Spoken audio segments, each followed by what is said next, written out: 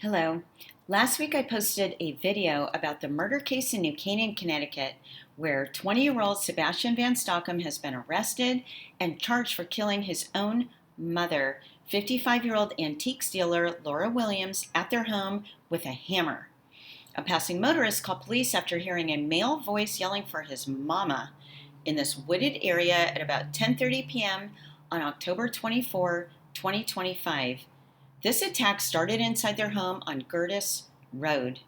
The cheerful yellow house with black shutters and a covered front porch and white trim belies the horror and violence that took place inside. The attack may even have continued outside. In any event, the victim does make it out the back door and outside to the gravel driveway area, which is to the right of the house, where she collapses and dies from her extreme injuries. Now, you may be wondering, why doesn't anyone call the police reporting the attack itself? Now, I'm familiar with the location of the house. This specific house in its specific location on Gertis Road is quite isolated. It's on a 1-acre lot on a corner right off an exit from the Merritt Parkway. And across one street of that corner, South Avenue, is Waveney Park, which is a very large park and which is wooded right in that area. And directly across Gertis Road is a big parking lot for a state maintenance facility, which would be completely deserted at 10:30 p.m. on a Friday night.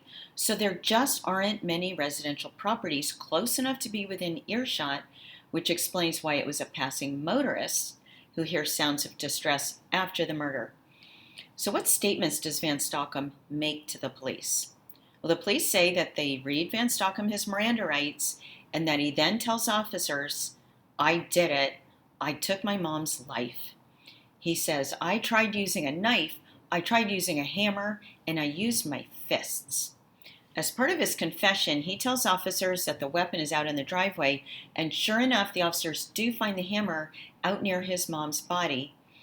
On a police body camera, Van Stockum reportedly says in a calm voice, "She's not going to wake up. I did it."